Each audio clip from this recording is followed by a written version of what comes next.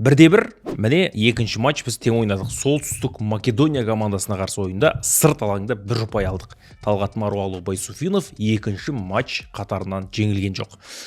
Біз Лихтенштейнмен ойыннан кейін әрине жартылай кәсіпқой команданы ұтқанға қуанбайық деп көп адамдар жазды, айтты. Бүкіл күшіміз осы солтүстік Македония қарсы ойында көрінеді дедік, дәлелдейміз дедік. Міне соның көрінісі, біз сырт алаңда 1-1 ойнадық. Солтүстік Македония біздің топта бірінші орында келе жатқан команда, осыған дейін жеңілмеген команда. Біз дәл осы команданы тіпті әлем чемпионатынан бір айырдық десек те болатын шығар. Ендеше дәл осы матчты талқылаймыз. Ерспорт YouTube арнасы жаңа ғана осы ойынды ұлттық арнада жүргізіп келдім. Жандос Байділде екеуміз біраз нәрсені көрдік, біраз нәрсені түйдік. Ендеше осы жерде айтамыз. Ерспорт YouTube арнасы, бізге тіркеліп қойыңыздар, қолдаңыздар, біз бастаймыз. Бұл Ерспорт ерсің ерікпен, бұл Ерспорт сіздермен бірге. Ерспорт YouTube арнасындағы шығарылымдар, видеолар Фонтим арқылы жүзеге асады. Достарымызға үлкен рахмет. Төменде сілтемесін қалдырам. Фонтимнің әлеуметтік желідегі барлық парақшаларына тіркеліп алыңыздар. Бұл кездесуге Максим Самородов қатысқан жоқ. Негізі Максимнің қатыспағаны дұрыс болды деген жазбаларды мен көп оқыдым. Самородов кішкене өзгерген дегенді комментарийлерді көп оқыдым. Ресейде ойнайды, өзінің мінезі де басқаша шығар білмеймін, бірақ біз енді оның ұлттық құрама үшін сіңірген еңбегін жоққа шығара алмаймыз. Бірақ шынымен де бұл ойында оның жоқтығы бәлкім дұрыста болған шығар. Енді сары қағаздың көптігіне байланысты қатыса алмады, дегенмен бүгін Максимнің жоқтығы мен үшін білінді. Неге? Өйткені Ғалымжан Кенжебекті алмастырған кезде Самородов алаңда болғанда, сол шыққанда шабуылда бір нәтиже болатын еді. Бізге жүгіретін шабуылшы керек болды. Ол жайлы сәл кейінірек. Одан бөлек бізде Дастан Сәтпаевта ұлттық құрамаға шол көмектесе алмады. Дәл осы ойында Дастан керек еді бізге. Дәл осы ойында Сәтпаев гол соғатын еді. Рамазан Оразов матчқа қатысқан жоқ, оның жарақаты бар. Бірақ енді Рамазанның орны да негізі білінді, дегенмен Дінмұхамед Қараман Оразовты жоқтатқан жоқ, тіпті гол соқты. Қандай ғаламат гол, сөз жоқ. Және бұл жерде енді одан бөлек Кашкенді матчқа қатыса алмады, тізімде болған жоқ. Енді ол туралы мүлдем айтқым келмейді.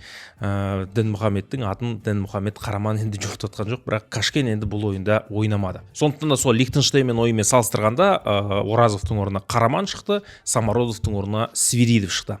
Құрамды негізі Маруалу жақсы жасақтаған. Құрам өте бір әдемі болды. Орталық бұл жерде бір қуантатыны сол 4-3-3 жүйесі сызылды. Яғни 4 қорғаушы, 3 жартылай қорғаушы, 3 шабуылшы. Бірақ енді 3 жартылай қорғаушы деп кесіп айту қиын. Өйткені бұл жерде Бахтияр Зайнутдинов шабуылға қарай жақын ойнайды, ал орталық жартылай қорғаушы бұл Исламбек Қуат пен Дінмұхамед Қараман. Қуат бұл жерде нағыз тұтқауыл бір ойыншы болды, яғни опорный зонада ойнады. Бүгін енді Қуат карьерасындағы бір керемет матч өткізді. Қуат шынымен атына заты сай болды, шынымен команданы бір қуаттандырды. Бұл матчта бүкіл футболшылар негізі өзінің пигінді ойнады деуге болады. Бәлкім мен кейбір футболшылардың пигін білмейтін шығарым, бірақ маған бүкіл ойыншы барын салғандай болды.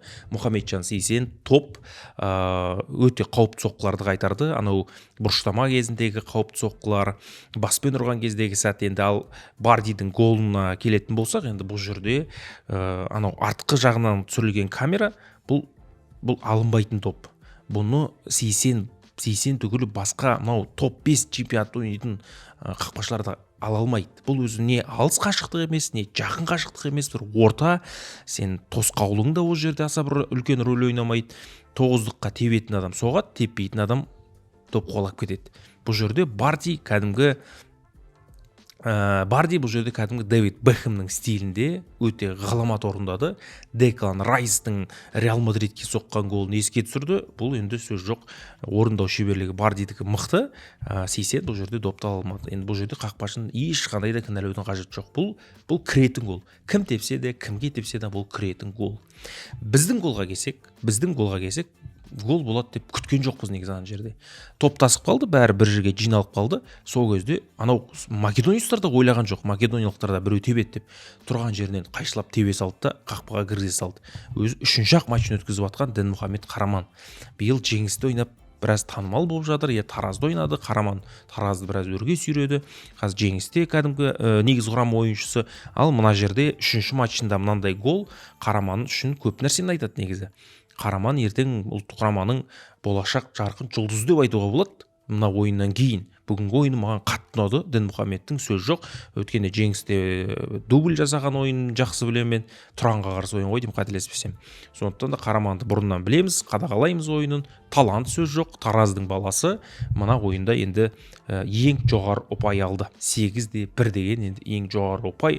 Қараманның голын кәдімгі солтүстік Македонияны бір есеңгіретіп тастады. Негізі есеңгірету дегенде шығады, біз бірінші минуттан кәдімгі сескендірді қарсыласты. Өйткені Ғалымжан Кенжебек бүгін осы карьерасындағы әдемі ойынды өткізді. Қапталдан суырылып шығып кәдімгі паста берді, тепті де, оған қарсы ереже де бұзды. Оған қарсы мұны Алими деген жігіт сары қағаз алды тура бірінші тайм соңында. Бүгін Лихтенштейнмен болған ойыннан кейінгі кураж, сол Лихтенштейнмен ойыннан кейінгі өз-өзіне деген сенімділік Македонияға да бірге еріп келген ғой сол Кенжебекпен. Өте мықты ойнады. Мына ойыннан кейін енді Кенжебекке құда түсетін клубтар саны артады деп ойлаймын. Бүгін өзін ерекше қырынан көрсетті. Енді осы жерде Самородовтың жоқтығы неге білінеді деген келсек, бұл жерде енді Кенжебектің орнына Жұмат кірді. Жұмат сол қапталда ойнады, бірақ Жұмат ойынға бір кіре алмаған сияқты. Жұмат біраз енді прессинг жасады, Жұмат біраз ойынды өзгерткісі келді, бірақ тура Кенжебектің жұмысын атқара алмады өкінішке қарай. Жұмат сары қағаз алды. Енді бұл жерде Бардидің бір өрескел қимылы адам құрлы көрмей кәдімгідей итеріп қалды. Бірақ флангта ойын қиын екен негізі. Жұматты бапкер басқаша алдағы уақытта пайдаланады деп ойлаймын. Негізі талант ойыншы, бірақ бұндай матчтарда бізге жылдамдық керек болды негізі. Сол үшін Самородов дәл осы жерде кіргенде ол міндетті түрде бір нәрсе тындыратын еді. Тура сол сияқты Дастан Сәтбаев осы қапталға кірсе, Дастан да кәдімгі біраз ойқастайтын еді шабуылда. Бұл ойында негізі біз 3 ұпайға лайық болдық. Сіз екінші таймның қалған 20 минутын айтпай қойыңыз. 20 минутта Македония бізді қысты, бірден кейін өз алаңында олар біздің шаршағанымызды пайдаланғысы келді. Бірақ біз бірінші таймда мәселені шешіп тастауға болатын еді. Бірінші таймда мүмкіндік болды. Екінші таймда да мүмкіндік болды. Нұралы Әліптің мынау Халматов ойынға кіреді, Зайнуддиновқа пас береді. Зайнуддинов негізі Шушиначевқа допты беріп үлгермей қалды. Шушиначевке бере салғанда басқаша шабуыл болатын еді. Ол кеп мына жақ қапталға ауыстырды, мына жақ қапталда құдай беріп Нұралы Әліп келе қалған ғой. Нұралы Әліп өзі теппей бір ойыншыдан өтіп барып Халматовқа пас береді ортаға. Ан жерде не Халматов, не Шушиначев шабуылды түйіндей алмайды. 2-1 қылатын шанс еді. Өкінішке қарай біз пайдалана алмадық. Бізде шабуыл бар, бізде пастар да бар. Біз кәдімгі допқа көп иелік еттік, кәдімгі көп пас бердік. Аналардан қалысқан жоқпыз. Енді Македония фаворит болды бұл ойында алаң иелері ретінде.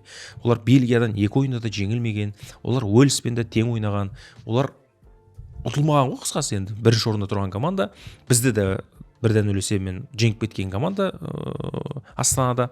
Сондықтан да бұл ойында біз бірінші минуттан допқа көп иелік етіп, кәдімгі сол командамен тең дәрежеде ойнай алатынымызды көрсеттік.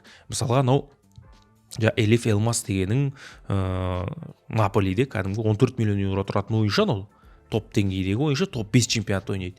Мына жерде Барди дегенің Коньяспорда 3 миллион бағаланатын Коньяспордың ойыншысы Барди. Алиоски дегенің Лидста бірнеше маусым ойнаған ойыншы. Негізі солтүстік Македонияда талантты жеке дара ойыншылар бар, соларды біз ойнатпадық бүгін. Біз Лихтенштейнмен нәтижеден кейін өзіміздің бабымызға келе бастағанымызды көрсеттік. Бізге шетелдік бапкер негізі керек деп айтамыз. Дұрыс, бірақ Маруалу Байсуфинов тура Қайрат Реал күні 30 күні тағайындалды. Келесі күні командаға келді, құрам дайын. Сол аралықта сіз не өзгертті деп ойлайсыз командада? Біреуге тебуді үйретті ма, или біреуге пас беруді үйретті ма? Бұл жерде командамен жаттығу жасауға да көп уақыт берілмейді. Командаға келді, бұл ойыншыларды бұрыннан біледі, қалай ойнайтығын түсіндіреді, бірақ бұл жерде ең бірінші нәрсе бұл команданың ішкі атмосферасы, команданың ішкі көңіл күйі. Бір-бірін аға деп, бір-бірін әне деп сыйламаса, бір-бірінің ойынын құрметтемесе, бір-бірін көре алмаушылық болса командада, біреуі мына жақтан тартса, біреуі мына жақтан тартса, онда не ойын болады командада? Біреуі мынаған ренжіп жатса, біреуі анаған ренжісе, біреуі бапкерге ренжісе, ондай командада не нәтиже болады? Ол тек біздің құрамаға ғана қатысты емес, ол бүкіл құрамаға қатысты. Бапкер ең бірінші командаға келген кезде ол команданың ішкі кухнясын, ішкі атмосферасын сақтау және оны жақсарту. Осыған дейін бапкерлердің қолынан келді ма, келмеді ма, мен ештеңе айта алмаймын. Нәтижеге қарайтын болсақ, ол тікелей соған байланысты. Маруалы Байсуфинов келді, бұрыннан командада болды, оны біреу әкесіндей сыйлайды, біреу атасындай сыйлайды, біреу бапкер деп сыйлайды. Қысқасы, өзінің сыйы бар. Байсуфинов келген кезде, осы бір кісі не үшін келді дегендерді мен көп кездестірген жоқпын. Өзінің сыйы, өзінің қадырын білетін, өзінің жұмысын білетін, өзінің сыйын жоғалтпаған маман. Сондықтан да келген кезде, ішкі футболшылармен де сөйлесеміз, барлығы бас бапкерді сыйлайды және оның айтқанын тыңдайды. Ол келеді да, бас бапкер команданың ішкі көңіл күйін, ішкі атмосферасын жақсартып, бәрін бір жерге жинайды. Бапкерге ойыншының өкпесі болмаса, бапкер ешкі бір-бірінен алаламай, бір-бірімен дұрыс тіл табыса алса, онда нағыз жұдырық болып жұмылатын команда болады. Соның нәтижесі міне. Мысалы, дәл қазір сіз осы ойынды, Солтүстік Македониямен ойынды салыстырыңыз, сосын үйде ойнаған Солтүстік Македониямен үйде ойнаған ойынды салыстырыңыз. Екеуі екі құрам ойнаған.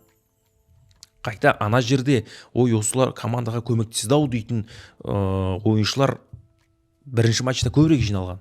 Мына матчта Дастан болмады, жаңа Қорғаныста тағы берген болмады, Қорғаныста Маричкин аяқтап кеткен карьерасын.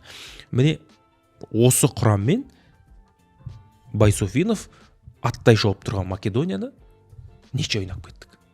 3 ұпайға да лайықты ойнадық. Ойын жарайды, нәтижені бесте шығартпасташ, бірде-бірді ұмытасаш, просто ойынды қараш. Ойында пас бар ма? Бар. Шабуыл бар ма? Бар. Қорғаныс бар ма? Бар. Қорғаныстан шабуылға бір паспен шығарып жіберетін сәттер болды ма? Әліптің, Қасымның болды. Диагональ пастар бар ма? Бар. Қақпаға створ бар ма? 15 рет тепкенбіз ғой біз қақпаға. 15 рет тепкен, 14 деп қойыпты. Негізі 15-тің бағана. Соның 4-еуі дәл бағытталған, 1-еуі гол. Бұл сырт алаңда, бұл керемет статистикада бұл негізі. Сонда бұл жерде Байсуфиновке бір риза болатыным, командада жақсы бір сыйластық бар қазір. Соның міне дәлелі. Бір-біріне боқтап ренжіп жүрген ешкім жоқ. Ал Али Алиевтің кезінде неге бұлай болмады? Мен бұл жерде де нақты кесіп айта алмаймын. Бірақ ол жерде де менің естуім бойынша, менің тыңдағаным бойынша, сұрауым бойынша кейбір футболшыларда дисциплина тәртіп болмаған. Бір құмалақ, бір қарын май шіртеді деген сөз бар. Тегіннен тегін айтылмаған ол. Міне осындай бір кикілжіңдер, сондай бір ситуациялар мүмкін ойынға әсер еткен шығар. Мүмкін. Ал мына жерде барлығы басқаша. Бәрі сұрайды, Байсуфинов командада алдағы уақытта қалу керек па деген. Мынадай нәтижеден кейін Бельгияға қарсы шетелдік маман келе ме, келмей ме, мен білмеймін. Бірақ Бельгия мен Байсуфиновқа тағы бір мүмкіндік беру керек. Бізге өзі осындай бір мотивация беретін, мінез көрсететін, жігерін жанып, намысын қайрайтын маман болса, біз ойнап кетеміз. Біз мысалы Али Магомед Адиевті кім жек көреді? Ешкім, бәрі жақсы көреді. Жанкүйерден бастап футболшыға дейін, сол клубта қызмет ететін мамандардың бәрі жақсы көреді. Команданың көңіл күйі керемет болған ол кезде. Адиевпен әлі де байланысатын футболшылар бар. Өзімізді құттықтап туған күнімен жақындарының той-бой бірдеңе болса құттықтап тұрамыз. Өйткені өз артында жақсы із қалдырған. Талғат Маруал Байсуфиновке де сондай отношение футболшыларда. Сол мені қуантады. Енді алдағы уақытта Бельгиямен қалай ойнайтынын көреміз, бірақ біз Македонияны бүгін жылаттық. Македониялық футболшыларды бүгін жылаттық. Олар жеңеміз деді. Сосын олар әлем чемпионатына бірінші рет шығамыз деді. Енді оларды Уэльс күтіп тұр. Уэльстің келесі ойыны Лихтенштейнмен, сосын Македониямен. Уэльс Лихтенштейнді жеңеді. 400% гарантия беремін. Содан кейін Македонияны күтіп алады. Яғни Уэльста 2 ойын бар.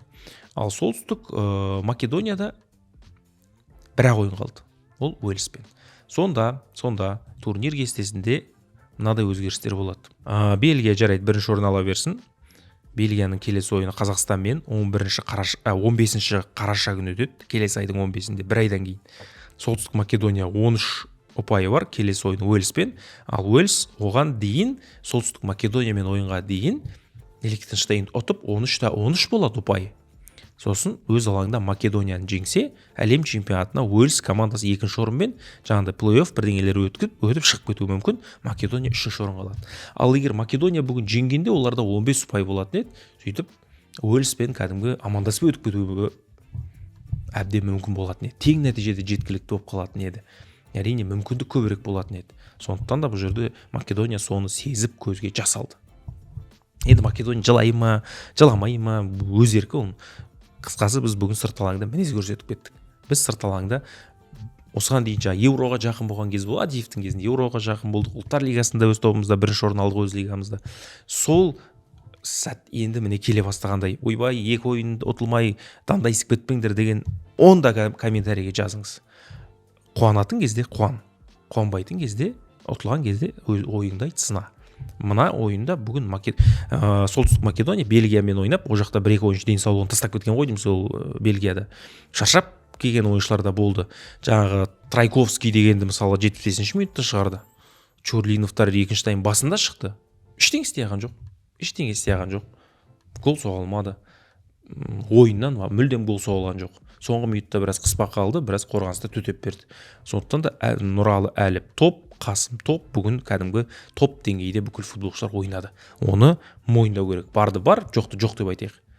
Сондықтан да бұл жерде алдағы Бельгиямен ойында енді қандай құрам болатынын білмеймін. Бәлкім оған дейін Сәтбаев келетін шығар, оған дейін Оразов ойнайды, онда Самородов ойнайды. Сондықтан да ол ойын мүлдем басқа болады. 6-0 деген счетты есепті біз ұмытқан жоқпыз. Оның есесін өз алаңымызда қайтаруымыз керек. Бельгия мықты, сөз жоқ. Бірақ Бельгия ол бір аспандағы ай емес, ала алмайтын. Сондай бір алдына келген жайпап салатын команда емес. Өз алаңымызда мінез көрсетуге болады. Ұтамыз демеймін. Ұтамыз демей қойшы, қазір ойбай қайықтың ұтқан, мынау дейді деп жазасыздар. Оқып тұрмын оны қазір. Бірақ бізде мінез көрсетуге мүмкіндік болады. Сондықтан да алдағы ойында сәттілік тілейміз. Бүгін енді мына жеке футболшыларға тағы бір мәрте тоқталып өтейік. Қосал құрамынан кірген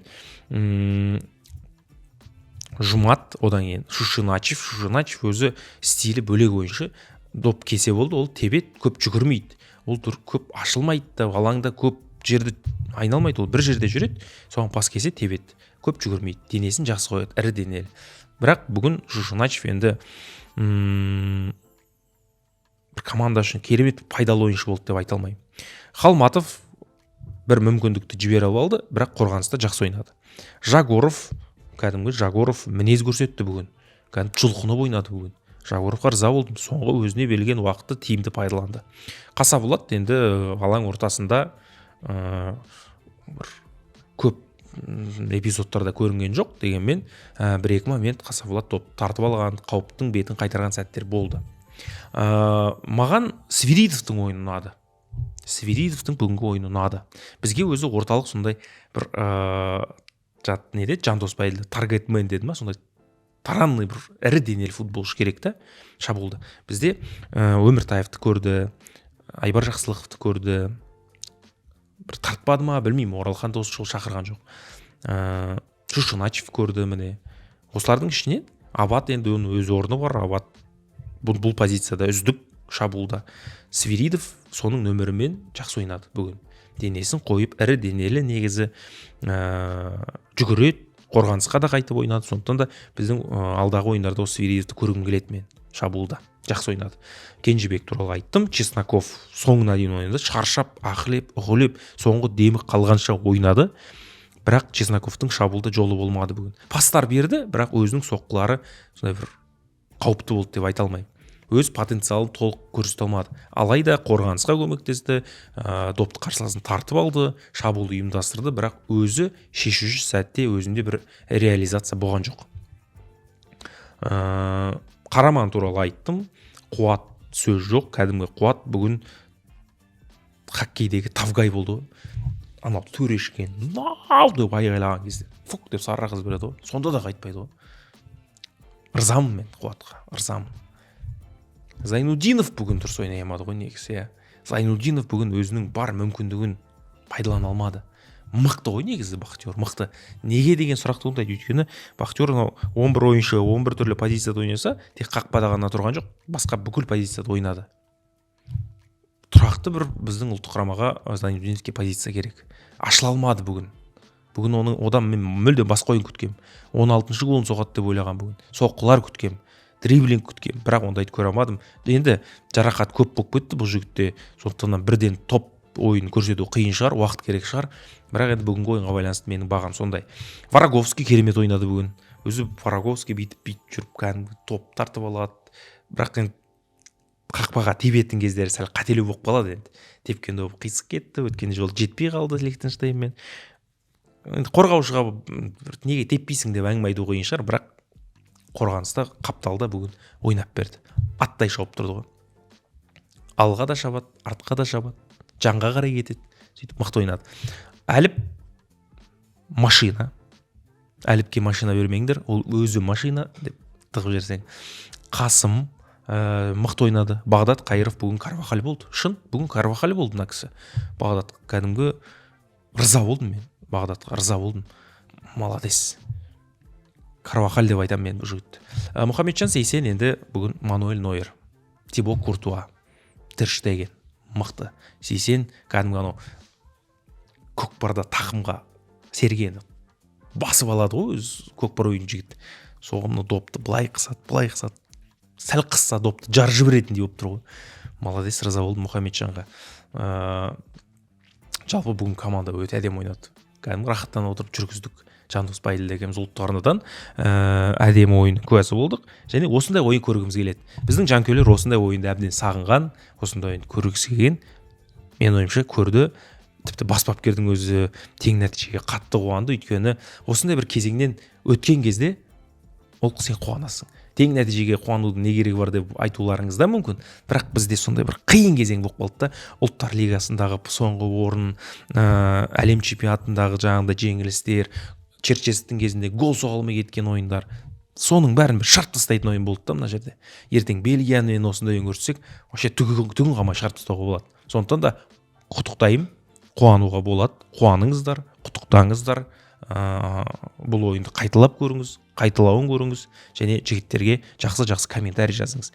Әлеуметтік желіде бүкілінде Инстаграм бар. Инстаграмға лайк қойыңыз, коммент жазыңыз, бір-бірімізді қолдайық. Кейбіреулер бар, араларыңызға басқаша ой салатын. Оларды кетіп бара деді, қолда. Бір-бірімізді қолдайық. Мынау қазақ бір-бірімізді қолдамасақ, онда біз артқа кетеміз. Тек алға қолдайық. Сынайтын кезде сынаңыз, жазыңыз. Ешкім оған қақпақ болмайды. Өз ойыңызды ашық айтыңыз, жазыңыз, бірақ мына ойынды енді бір сынайтындай емес, жап-жақсы ойнады. Егер менімен келіссеңіз, комментарийге өз ойыңызды қалдырыңыз, каналға тіркеліңіз, лайк басыңыз, дос болайық, араласайық, табақтас болайық, донерлас болайық, жақсы болып кетеміз. Ең бастысы каналымызды 30 мыңға жеткізейік. Сіз қазақша контент көру арқылы өз ойыңызды жазыңыз, сөйтіп футболымызды бірге фук-фук деп дамытып, ютубта да өзіміздің жұмысымызды дамыта берейік. Үлкен рахмет, қолдап жатсыздар, көріп жатырмын, жазып жатсыздар, айтып жатсыздар. Сондықтан да барлықтарыңызға үлкен рахмет. Матчты жүргізіп келіп отырмын. Түнгі сағат 3 болды. Еңбектің бағаланғанын қалайсың? Сау болыңыздар. Бұл спорт ерсің ерікпен. Бұл спорт